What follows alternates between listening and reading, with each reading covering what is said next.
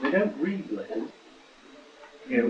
When you get back to your office, you'll probably find a pile of stuff from people trying to sell to you about that thick. All letters. And how many of those letters will you read? I'd only wrote something for that time, I'll take and wrote it for me. Exactly. So those of you in direct mail,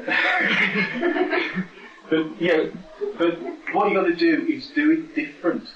But certainly a postcard will work, and that would probably be too much. In any campaign, 10 would be too much. 3 is the maximum. But if you've got a small budget, you've got to spend it wisely and go for the weakest area that they have, because that's where you're going to have most impact. So if they have a sector of the market that they're poor in, aim for that market. What about the opportunities?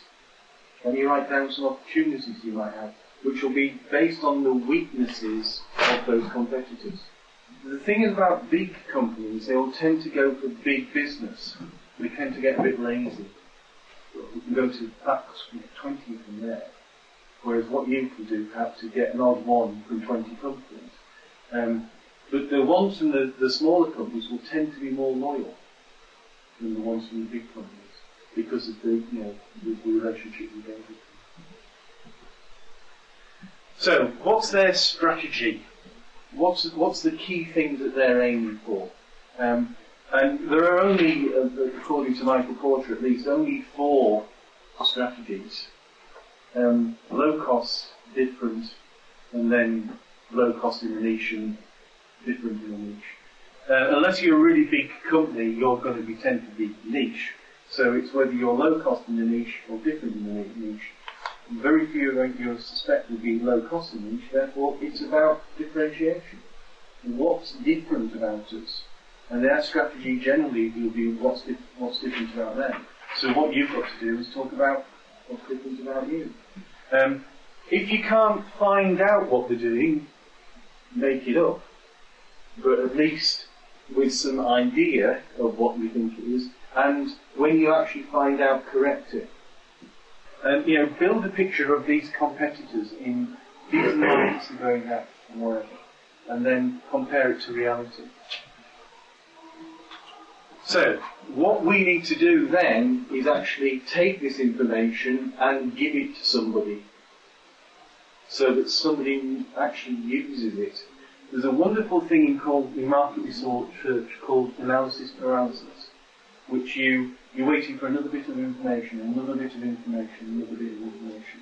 What you actually have to do is package this information and give it to somebody in such a way that they can use it to work with it, to inform decisions, which means that you've got to have a formal system of storing the information. You actually have to be able to find it, and I have folders all over my hard drive, which there's a bit about competitors. How did it get there? But actually, have a folder on your computer which is competitors, and you see an advert, scan it, and save the JPEG. If you see something on the web page, save that web page or whatever, so that you can build up this picture of what the organisation is doing, and then you can start to see where the holes are that you can pick out. But if you don't have the information, you can't pick up the holes. And we don't give yourself time to do it. Exactly. You never ever will. And thank you. Stolen my thunder. Sorry.